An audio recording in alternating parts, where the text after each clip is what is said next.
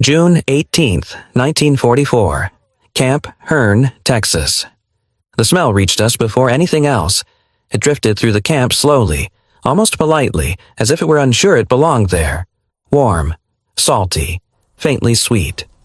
It moved past the wooden barracks, slipped through the narrow gaps in the barbed wire, and settled in the air above the gravel yard where we stood in line. I remember thinking, very clearly, that it was the wrong smell for this place. Prisons, as I understood them, were supposed to smell like sweat, disinfectant, wet wood, and fear. They were supposed to smell thin, empty. This smell was none of those things. It was thick. It had weight. It reminded the body that it had once known comfort. The fence beside us trembled slightly in the Texas heat, metal expanding under the sun. Somewhere nearby, cicadas buzzed in long, lazy pulses. Boots crunched on gravel.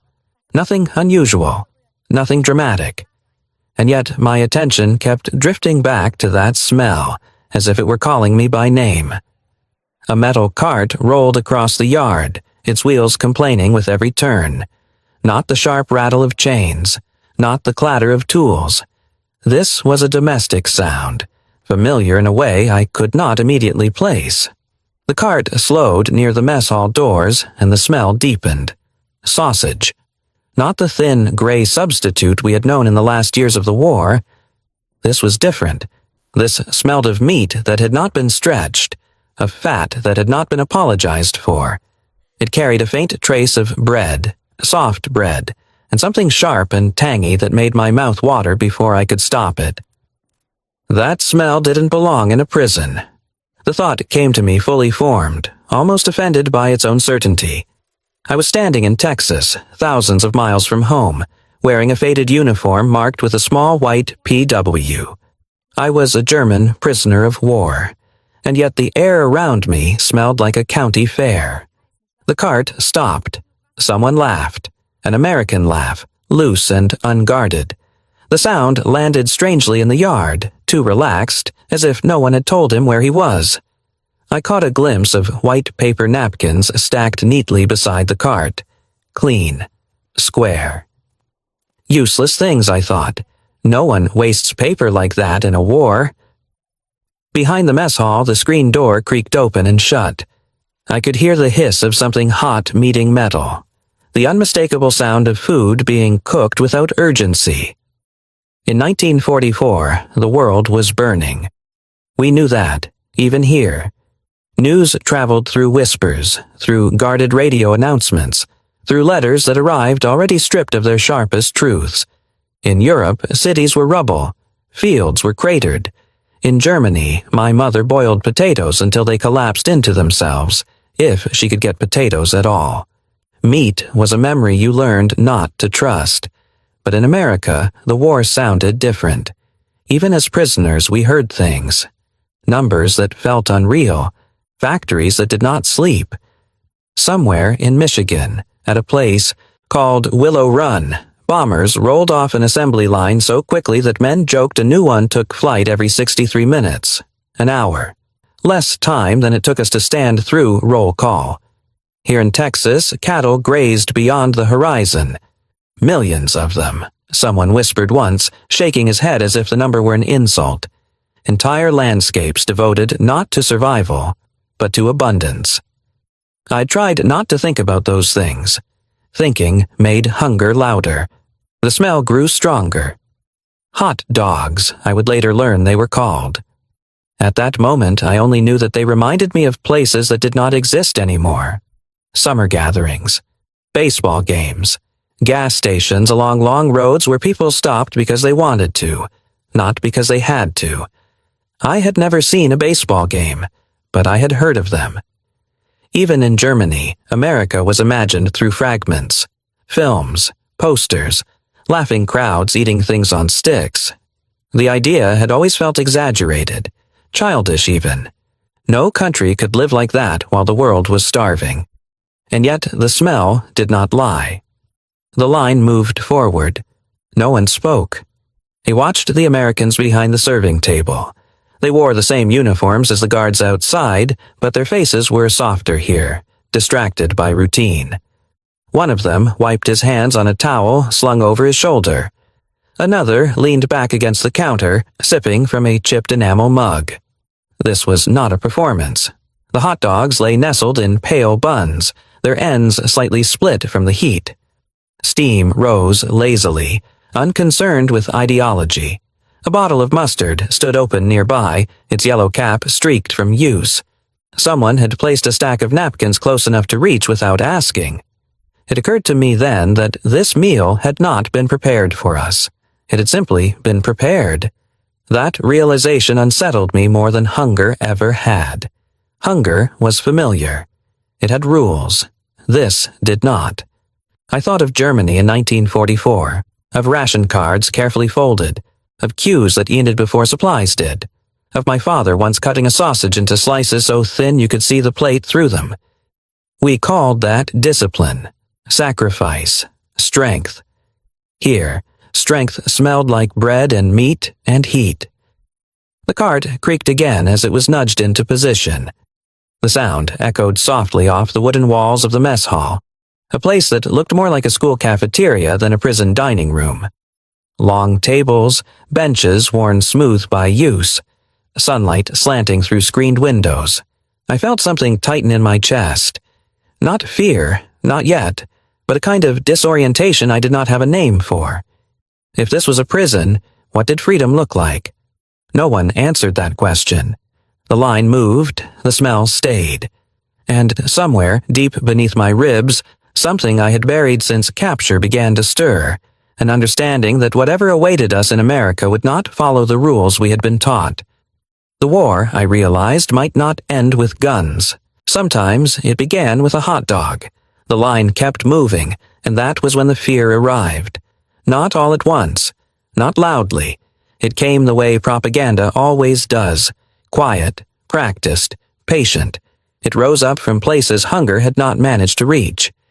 As I stepped forward, the smell still heavy in the air, a voice inside me said, "Don't touch it." I did not know whose voice it was at first. Then I recognized it. It sounded like the radio.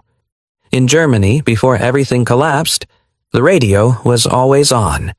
It spoke while we dressed, while we ate, while we tried to sleep. It spoke with confidence, with certainty, with a tone that left no room for questions. And it had been very clear about America. Americans torture prisoners. Americans starve captives for sport. Americans are crude, undisciplined, and cruel. I had heard those sentences so many times they no longer felt like warnings. They felt like facts. They were delivered alongside weather reports and marching music, woven into daily life until fear became background noise. The posters had done the rest. I remembered them suddenly, sharply. American soldiers drawn with exaggerated faces, thick lips pulled back in grins that showed too many teeth, hands like claws, eyes without conscience. The message was always the same. Surrender meant degradation. Survival meant resistance. Standing there in Texas, watching steam rise from bread that looked impossibly white, I felt those images press against the inside of my skull. "This is how it begins," the voice said. "They soften you first."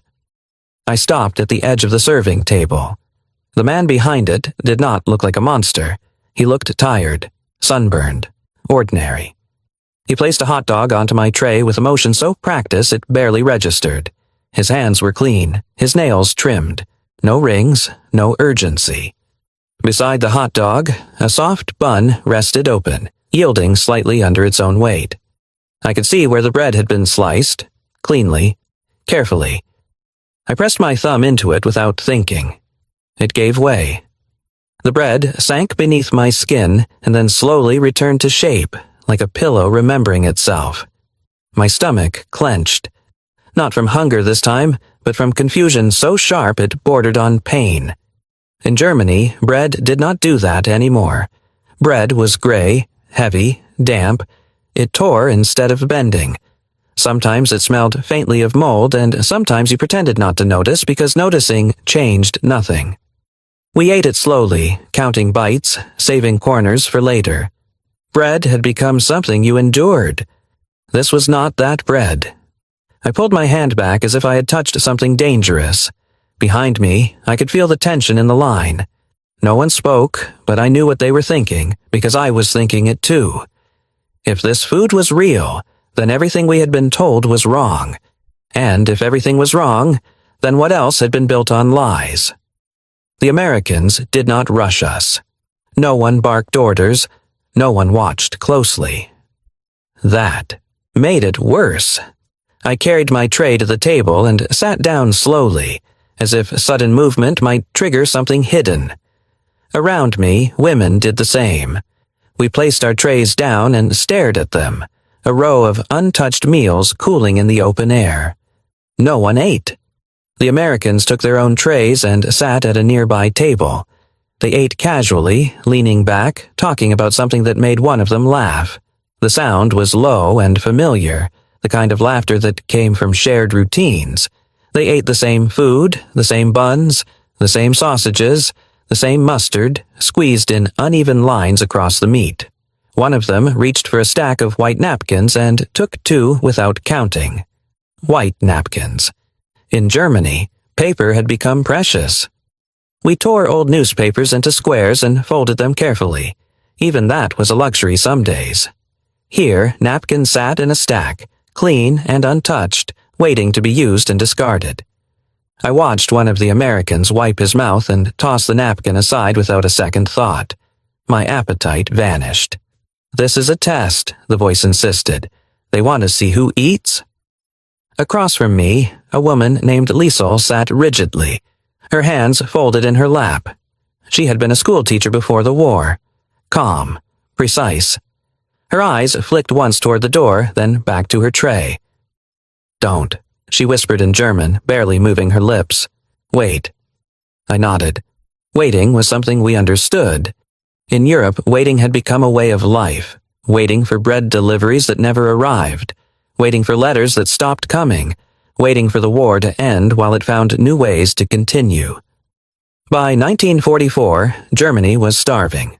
We knew the numbers even if we did not say them aloud. Civilians survived on 1,200 calories a day, sometimes less. Soup stretched with water. Potatoes counted carefully. Meat rationed to memories. And yet here we were, prisoners, staring at a meal that could have fed a German family for a day. 3,200 calories, someone whispered later, as if the number itself were obscene. I did not know that number then. I only knew the weight of the tray in my hands felt wrong. Too heavy, too generous. What kind of enemy feeds you like this? I imagined my mother in our kitchen, the one room of the apartment that still felt safe before the bombs came too close. She would have stared at this food as I did now, suspicious, calculating. She would have cut the sausage into pieces, saving half for tomorrow, even if tomorrow was uncertain. Here, nothing suggested tomorrow needed planning. That frightened me more than hunger ever had. An American soldier passed behind our table. I tensed automatically, shoulders tightening, spine straightening as it had been trained to do. He did not stop. He did not look down at us. He simply walked by, carrying his empty tray toward a bin. No one shouted. No one struck the table. No one demanded we eat or starve. The absence of pressure felt like a trap all its own. Why are they not watching? Why are they not angry? I picked up the napkin and turned it over in my hands. It was thick, soft. It did not tear when I pressed my fingers into it. It smelled faintly of nothing at all.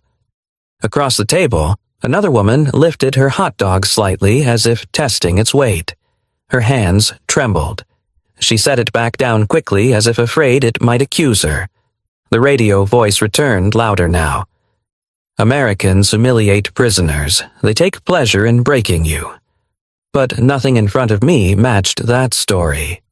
Instead, there was mustard in a glass bottle labeled Heinz, the name printed cleanly, confidently, as if it had never known scarcity. I twisted the cap once, then stopped. My heart was beating too fast. If this kindness was real, then it meant we had been afraid of the wrong thing. And that was a terrifying thought. Fear, I understood. Fear had rules. Fear kept you alive, but doubt unraveled everything. Doubt asked questions you were not prepared to answer. I stared at the hot dog until the steam faded. I told myself it was safer to go hungry for another hour than to accept something that might change me. Around us, the Americans finished their meals and stood up. One of them nodded absently in our direction. Not at us, just through us, as if we were part of the furniture, and carried his tray away. They did not care whether we ate. That realization landed slowly, heavily. If they did not care, then the meal was not a performance.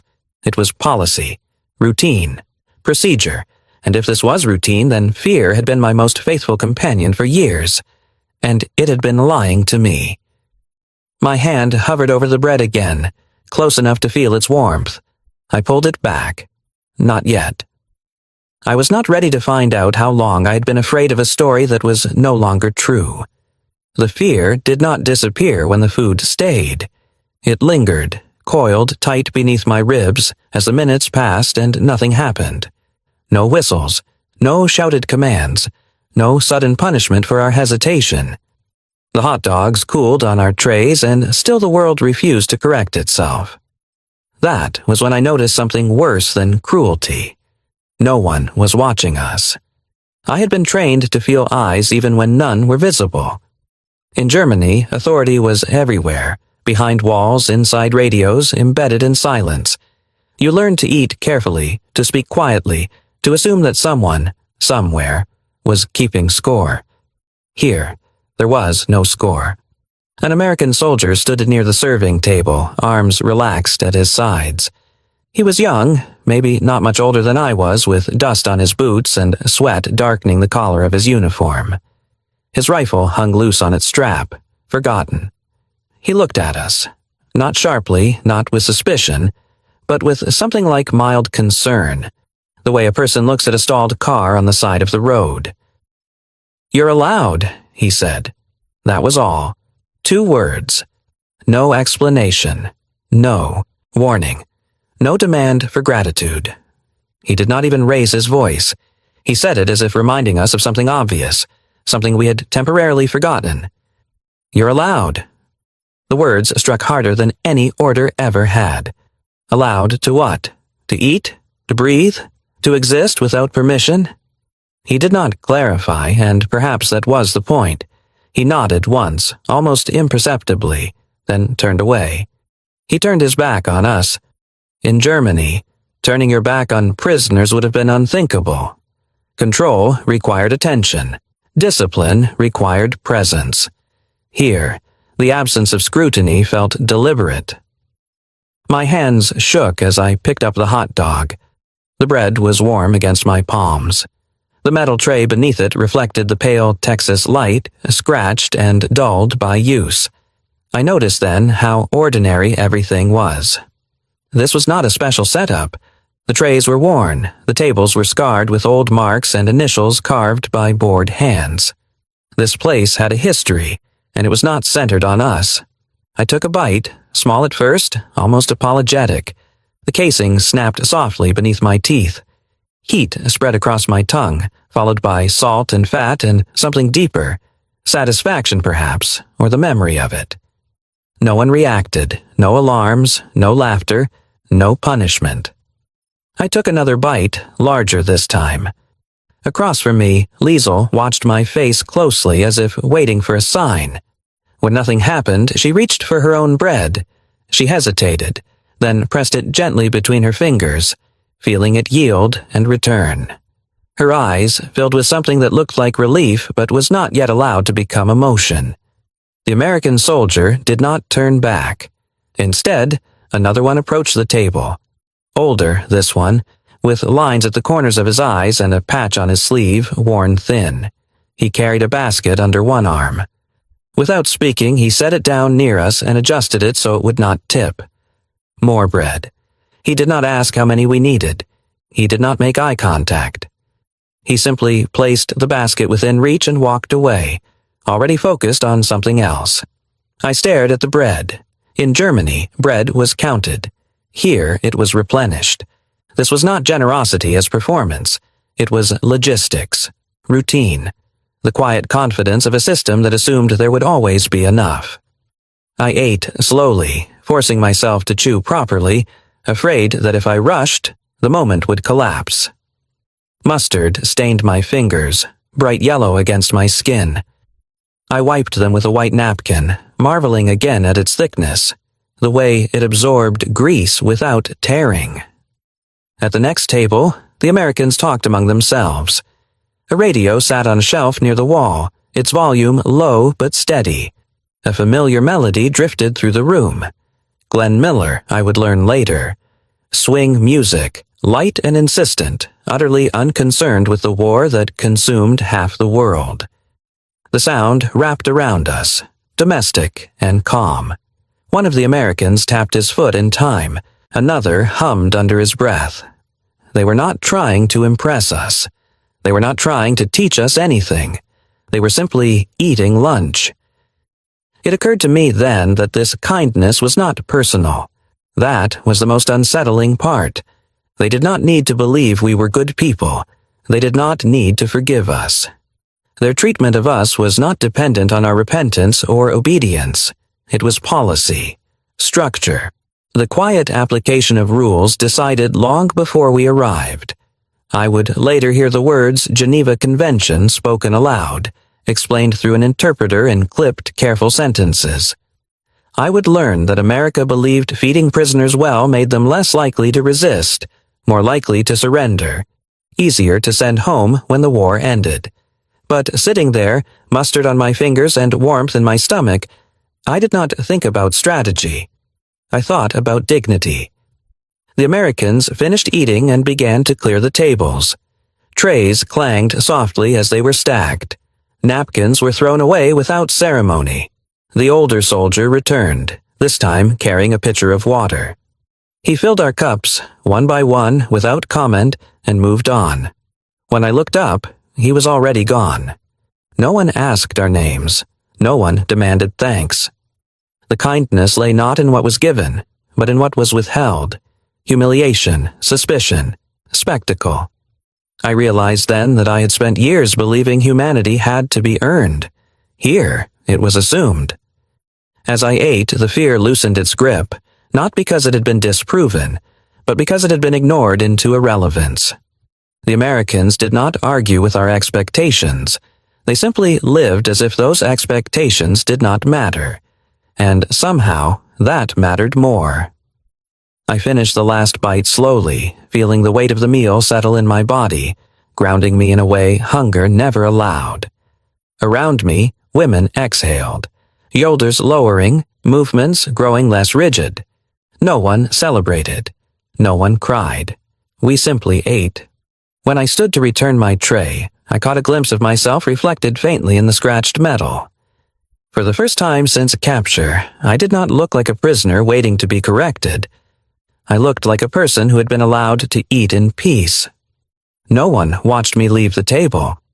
And in that small, unremarkable absence, something inside me shifted, quietly, permanently. I had crossed an invisible line, not from hunger to fullness, but from fear into something dangerously close to trust. I thought the worst of it was over once I started eating. I was wrong. The first bite had loosened something inside me, but it was the second that broke it open. I lifted the hot dog again, more confidently this time, my fingers no longer trembling as badly. The bread was still warm. Steam curled upward in thin threads, disappearing before it reached my face. I brought it to my mouth and bit down, harder than before. And just like that, the war ended inside me. Not the war outside. The one, with maps and borders and uniforms, but the quieter one that had lived beneath my skin for years. The one that had taught me to measure every pleasure, to distrust anything that felt good, to brace myself even in moments of rest. The taste hit all at once, salt, fat, heat, a richness my body recognized before my mind could intervene. My jaw kept moving even after the bite was gone, as if afraid the sensation might disappear if I stopped. My hands began to shake. At first I thought it was hunger catching up to me. the way it sometimes did when food finally arrived after a long wait. But this was different. This was not desperation.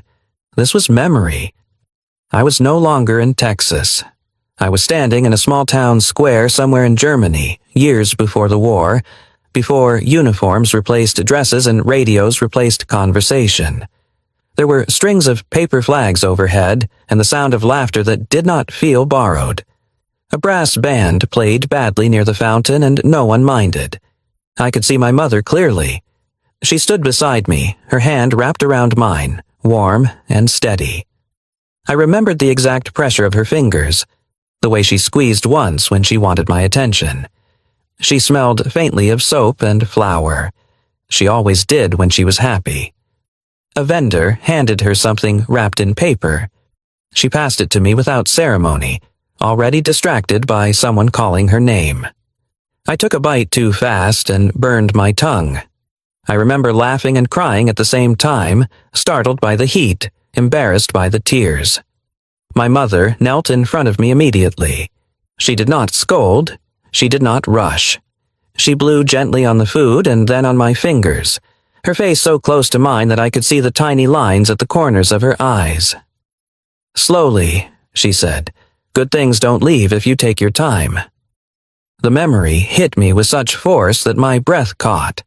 I was back at the table in Camp Hearn, staring down at my tray, tears blurring the edges of everything. My shoulders began to shake, small at first, then harder, as if my body were trying to expel something it had carried too long. I pressed my lips together, determined not to make a sound. Around me, the mess hall continued its quiet rhythm. Chairs scraped softly. Trays clanged. Someone laughed at a joke I could not hear. The radio played on, unbothered. No one looked at me. That was when the tears came in earnest. They spilled without warning, hot and unrestrained, sliding down my face and dripping onto the metal tray. I wiped them away with the back of my hand, then with a napkin, then gave up entirely. My chest ached as if something inside it had cracked. This was not the sobbing of starvation. I had seen that. I had lived that. Hunger cries out loudly, angrily. This was quieter, deeper. This was grief recognizing relief and not knowing what to do with it. Across the table, Liesel had stopped eating. Her hot dog lay untouched in front of her, cooling. She stared at it with wide eyes, her mouth slightly open as if she were afraid to move. "This can't be real food," she whispered. Her voice was barely audible, but the words landed like a confession. To my left, another woman had bent forward, her forehead resting on the table, her arms folded beneath her head. Her shoulders rose and fell in uneven breaths. She did not try to hide it. She did not have the strength. No one intervened. No guards rushed over. No commands were issued. No one told us to compose ourselves or be grateful or behave. The Americans did not look. They knew we were breaking, and they chose to grant us privacy. That, more than anything, undid me. For years, emotion had been dangerous. Tears were weakness. Memory was indulgence.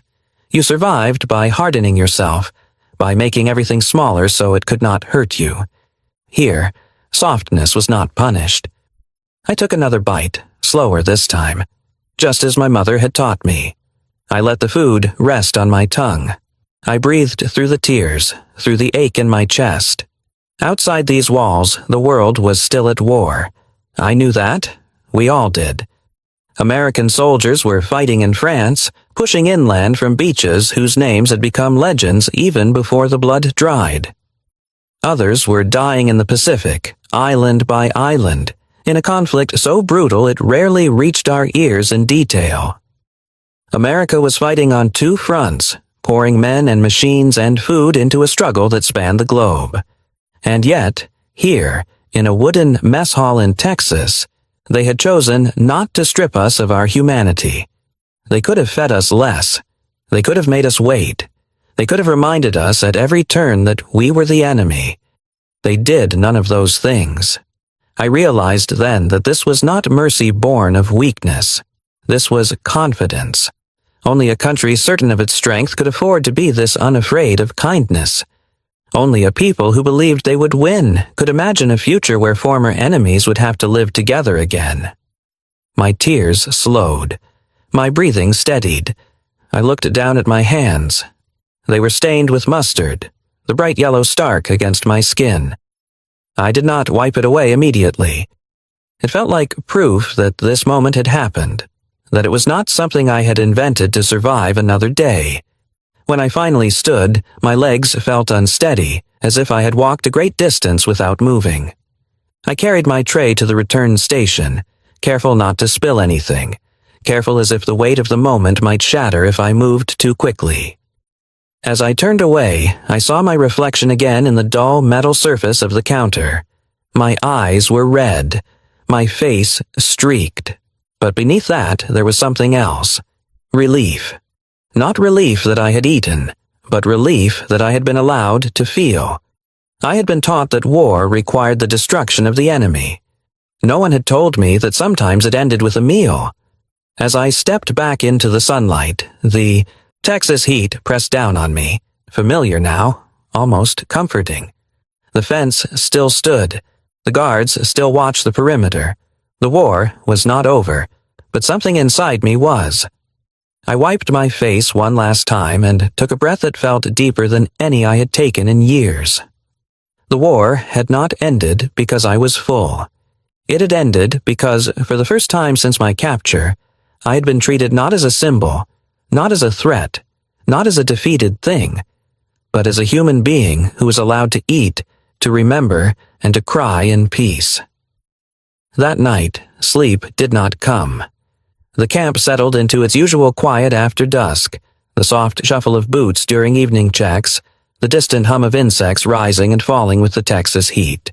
But my mind would not follow the rhythm. My body was tired in a way that felt earned, yet my thoughts refused to slow. I kept seeing the bread give way beneath my fingers.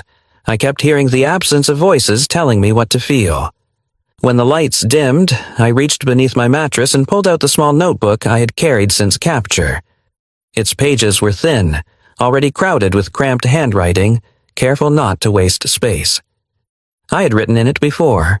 Dates, names, fragments of memory I was afraid to lose, but never like this. I hesitated, pencil hovering. For years, writing had meant record-keeping. Orders received. Locations passed through. Losses counted. Writing was discipline made visible.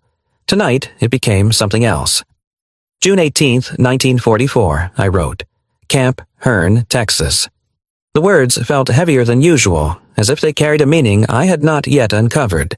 I wrote about the meal, about the smell, about the way no one watched us eat. I wrote about the soldier who said you're allowed, and then turned away as if permission did not require supervision. As I wrote, a thought formed slowly, reluctantly, like something dangerous testing the air. If America feeds prisoners like this, they were never afraid of us. I stopped writing.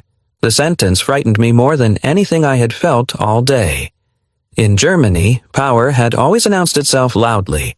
It demanded attention, obedience, sacrifice. Discipline was enforced through fear, and fear was praised as strength. We were told that cruelty was necessary, that hardness was survival. Order came from above, and it came with punishment attached. Here, I was beginning to understand, order came from something else. The camp ran with precision. Roll calls were on time.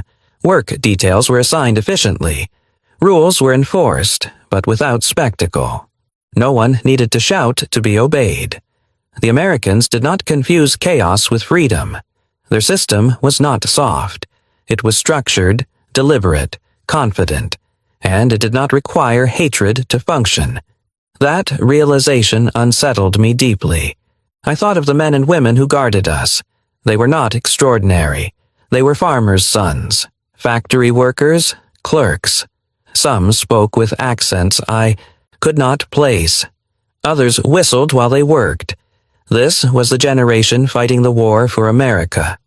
Later, I would hear them called the greatest generation, though they never used that name for themselves. They did not speak of destiny or sacrifice in grand terms.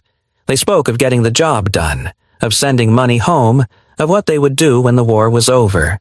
They did not need to prove their righteousness. It was assumed. I thought of Germany again, of how often we had been told that the enemy was weak, decadent, incapable of discipline.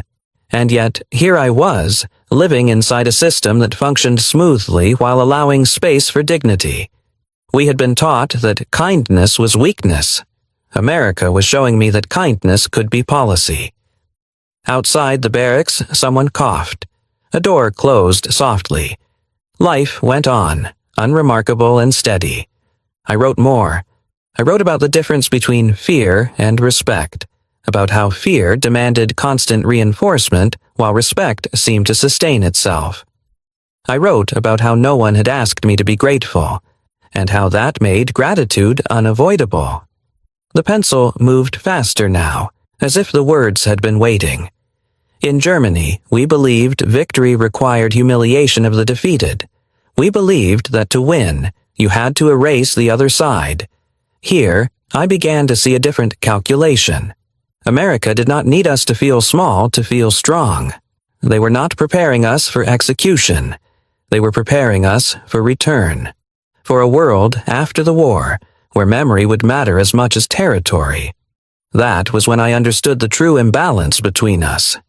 Germany had fought with willpower and fear, convinced that belief alone could replace resources, compassion, patience. America fought with factories and farms, with systems that could afford to be humane because they were not fragile. They could feed prisoners because they could feed everyone. They could treat enemies like people because they believed in a future where those enemies would no longer be enemies.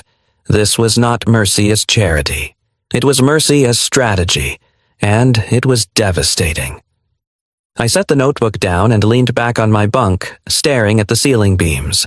They were rough-hewn, imperfect, practical, nothing ornamental, everything functional.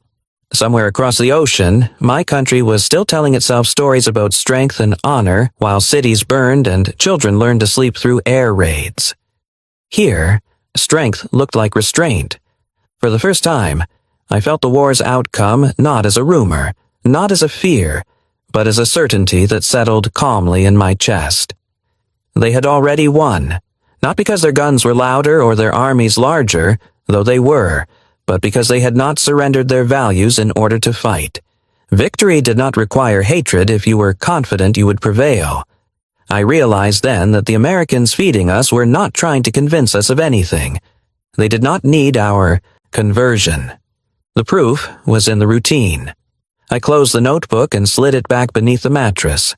My hands no longer trembled. As I lay down, the thought returned. Clearer now, stripped of fear. They won before the guns fell silent. They won when they chose to treat us as temporary enemies rather than permanent monsters. They won when they believed that how a war is fought determines what comes after it. Sleep came slowly, but it came without the sharp edge of dread that had accompanied it for months. My dreams were quieter. There were no sirens, no shouted commands, just the image of a table, a meal, and hands allowed to rest. In the morning, the war would still be there. The fences would still stand. The uniforms would still mark us as prisoners. But something essential had shifted. I no longer believed that power required cruelty. And once that belief was gone, everything else, the propaganda, the fear, the certainty, began to collapse under its own weight. America had not defeated me. It had shown me a different way to win. The question did not come to me immediately. It arrived days later, quietly, while I was standing in line for morning roll call, the Texas sun already pressing down on the yard. The fence cast its familiar shadow across the gravel. A guard adjusted his cap. Someone coughed behind me. Nothing was different. And yet everything was. What kind of America was this? The thought slipped into my mind without warning, uninvited but impossible to dismiss. I had stopped asking what America was doing and begun asking what America was. That change felt dangerous. I watched the guards move through their routines. They were efficient, unhurried, already thinking about what came next.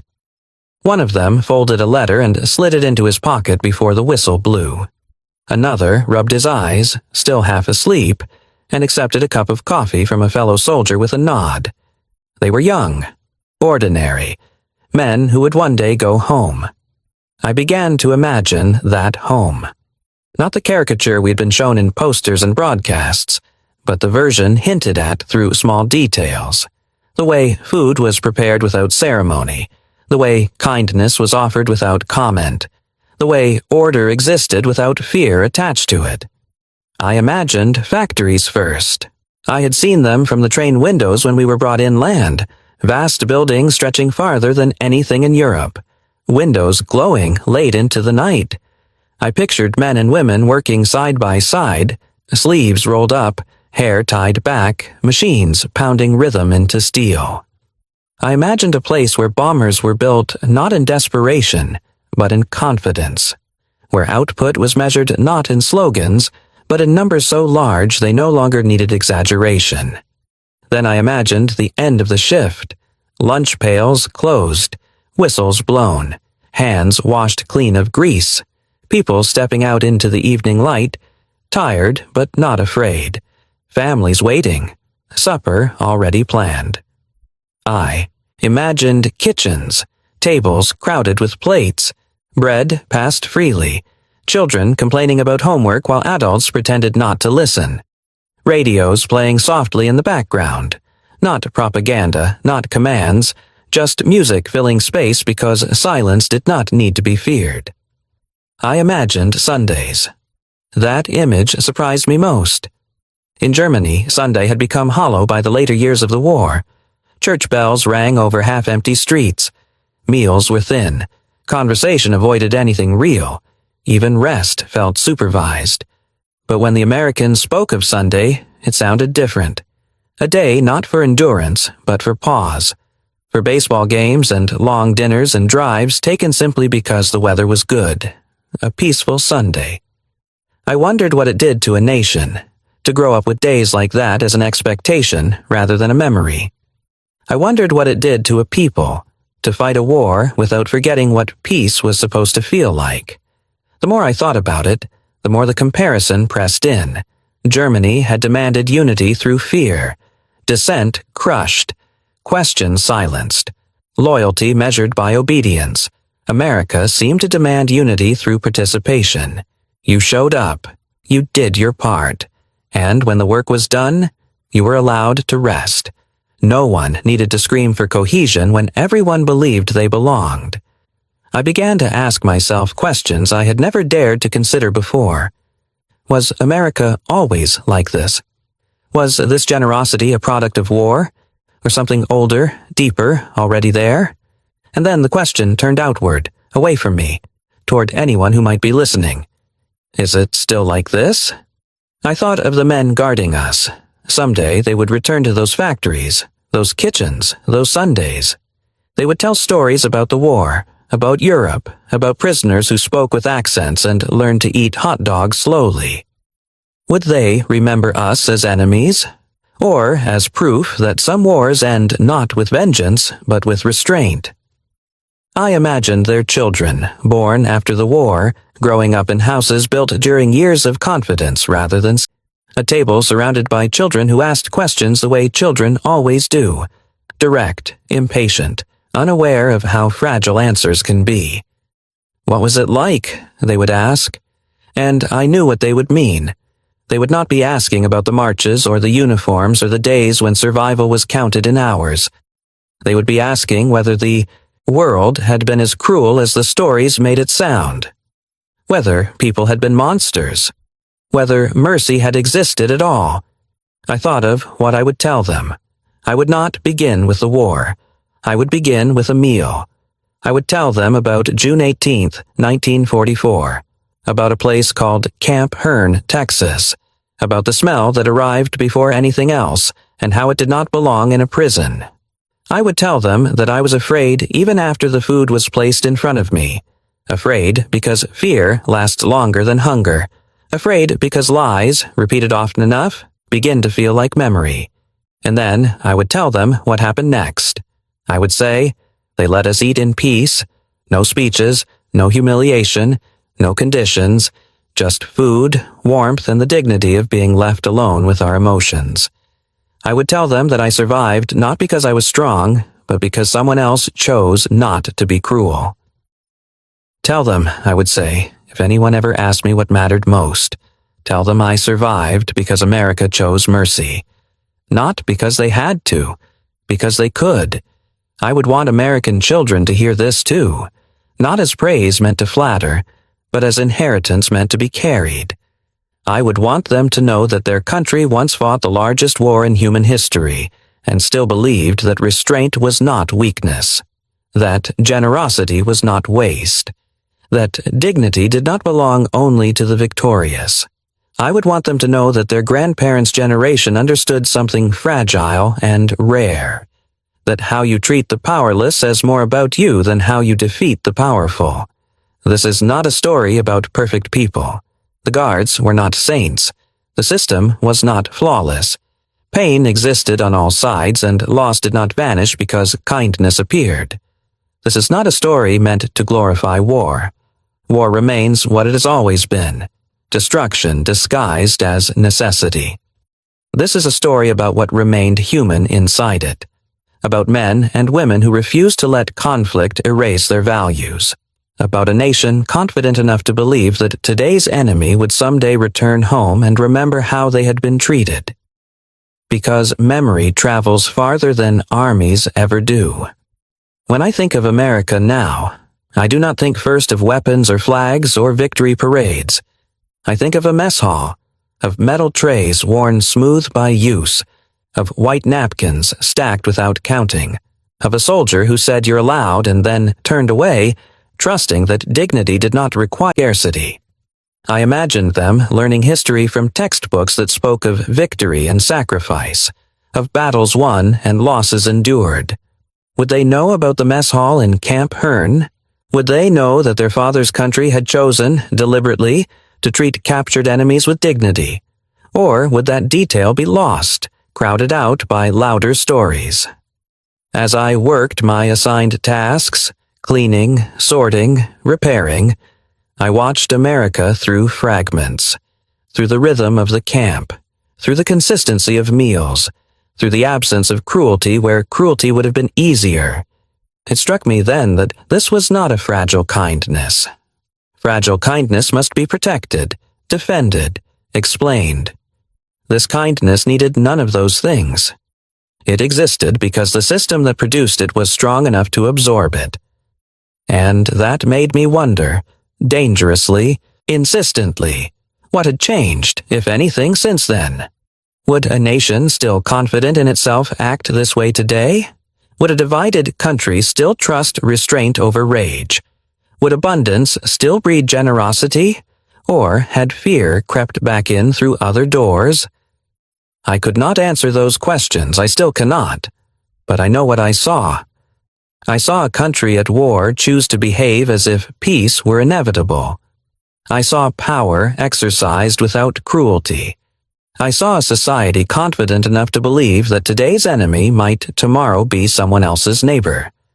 That belief haunted me more than any nightmare, because it meant that victory was not just about defeating another nation. It was about preserving yourself. One afternoon, as we returned from work detail, a guard paused to let us pass through a narrow gate.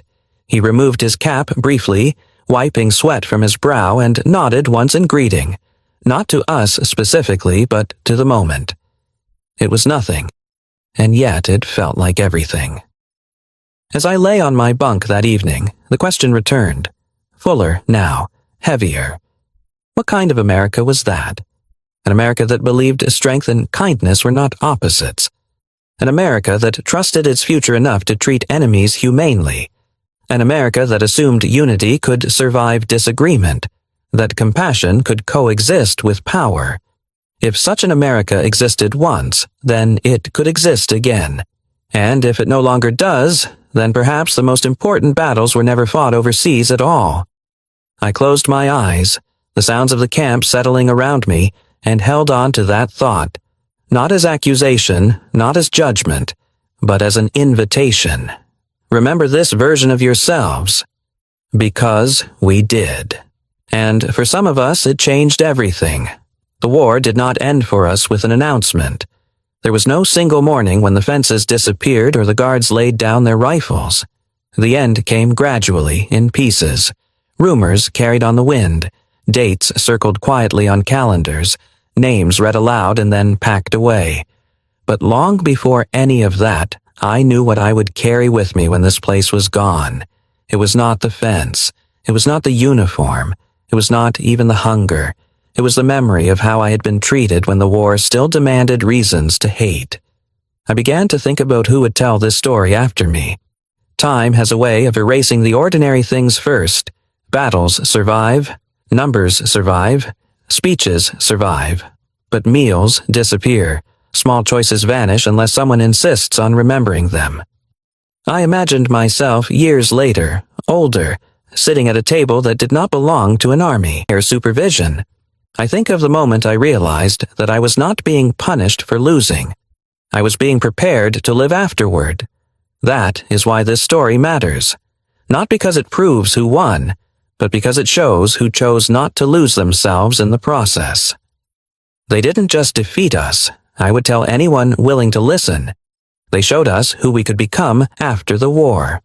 If you are an American hearing this, know that some of us carried that lesson home across an ocean, into ruins, into rebuilding lives shaped by loss. If you are the descendant of a prisoner like me, know that survival was not only about endurance, it was about being treated as someone worth returning to the world. And if you are anyone at all, living in a time far removed from that war but still touched by its consequences, remember this.